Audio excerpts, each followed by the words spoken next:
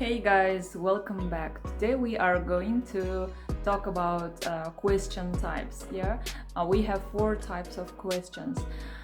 Сәлем баршаңызға, қайырлы күн. Бүгін біз сұрақтардың түрлерін талдайтын боламыз. Ағылшын тілінде 4 түрлі сұрақ бар.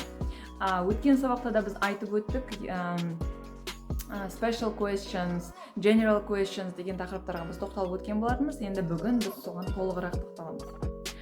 Ең біріншісі ол я немесе жоқ деген жауап беретін сұрақтар, яғни ол general questions. General questions деген жалпы сұрақ деп аударылады, яғни оған тек қана я немесе жоқ деп жауап береміз. Мысалы, do you like to go to the cinema? Сен кинотеатрға барған жақсы көресің ба? Я, мен жақсы көрем деп айтатын болсам, yes, I do. Или no, I don't.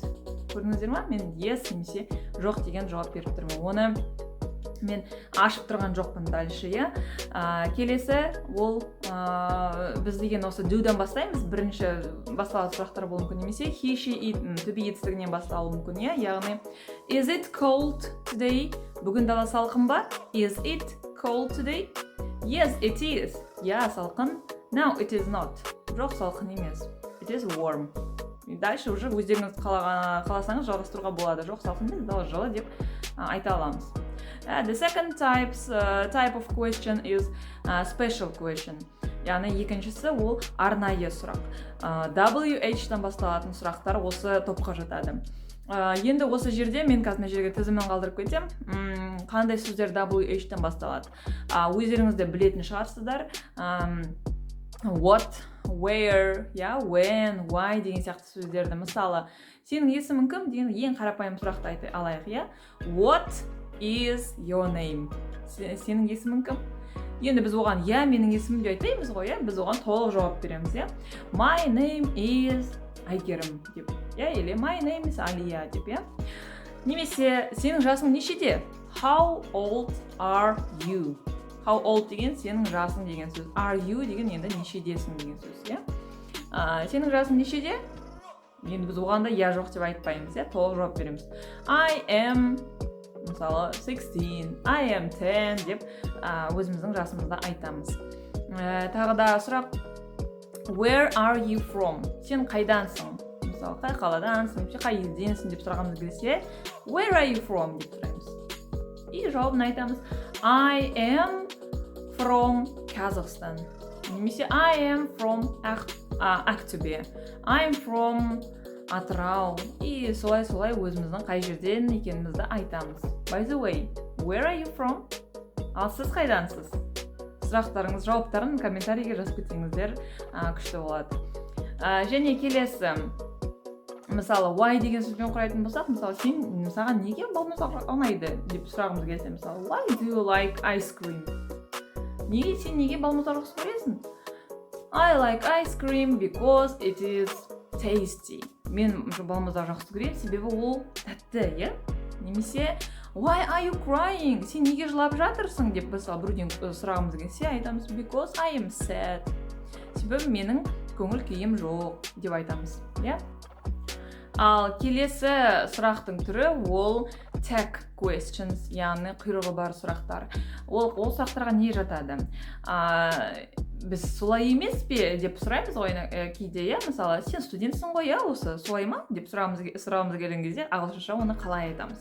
Ол кезде сөйлем уже бір сөйлем, толық сөйлем екіге бөлінеді, оның бір бөлігі болымды, екінші бөлігі болымсыз болады. Ал егер бірінші бастапқы бөлігі болымсыз болса, онда екінші бөлігі болымды болады. Мысалы, қалай айтамыз? You like ice cream. Сен балмұздақ жақсы көресің. Енді қараңыздар, бұл сөйлем қандай шақта тұр? You like. Осы шақта тұр, Яғни осы шақта біз айтып тұрмыз.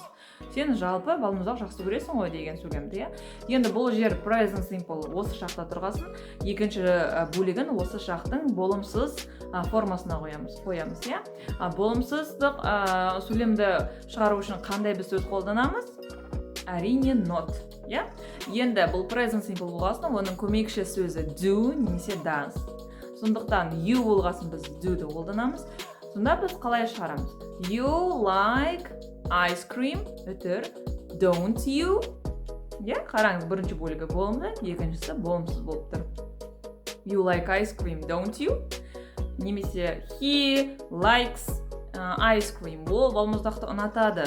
He likes деп тұрмын, иә, тоже уже s жалғап тұрмын осы шақта. Онда мен уже мына жерде doesn't he деп айтамын, иә? He likes ice cream, doesn't he? Жауабын қалай айтамыз? Yes, he does. Немесе no, he doesn't. Немесе сен студентсің ғой, солай ма деп қалай айтамыз? You are a student. Сен студентсің ғой, иә? Aren't you? Көріп тұрсыздар ма? Яғни біз бірінші бөлігінде қандай сөз етістік болып тұр, содан болымсыз шығарамыз. Мына жерде you are a student. Are деген етістік. Соған біз нот жалғап, болымсыздық мәнін шығарып тұрмыз. Aren't деп оқылады. Мен сіздерге түсінікті болу үшін айтып тұрмын, Aren't you? Сұрақ белгісі. Yes, I am. Я мен студентпін. Немесе no, I'm not. Жоқ, мен студент емеспін. Окей? Енді келесі сұрақ түріне көшейік. Сұрақтың келесі соңғы түрі ол choice questions, яғни сізге таңдау берілетін сұрақ. Оған біз or, яғни немесе деген сөзді қосамыз ортасына. Мысалы, is it cold or warm today? Бүгін дала салқын ба, әлде жылы ма деп сұраймыз, иә? Ол кезде or дегенді ортасына қойып тұрмыз, немесе деген сөзді. И жауабына қалай айтамыз? Біз салқын немесе жылы екендігін айтамыз, иә? Today it is cold. Мысалы, бүгін дала салқын. Болды. Яғни сізге таңдау беріп тұр, сіз біреуін таңдап тұрсыз. Немесе do you like ice cream or chocolate? Сен балмұздақ жақсы көресің бе, әлде немесе шоколад жақсы көресің бе деген сұрақ. Яғни сізге таңдау беріп тұр. Жауабын айтамыз. Біреуін таңдаймыз. Мысалы, I like ice cream. Нүкте. Келесі тағы да қалай айтуға болады? Are you a student or a pupil? Сен студентсің бе, әлде оқушысың ба? Деген сұрақ болса, онда жауап береміз. I am a student. Мен студентпін. Егер қай жерде оқитындарыңызды айтқыңыз келсе, мына жерде жалғастырып кетуге болады. I am a student. Нүкте. I study at the university. Мен университетте оқимын деп. Мен сізге осы сұрақтың түрлері сізге түсінікті болды деген ойдамын. Сұрақтарыңыз болса комментарийге жазып кетіңіздер. Соңына дейін қарағандарыңызға рахмет. I really appreciate it. Мен оны шынымен де бағалаймын. Менің видеоларыма коммент жазып, лайк басып тіркеліңіздер. See you next time. Келесі уақытта кездескенше. Goodbye.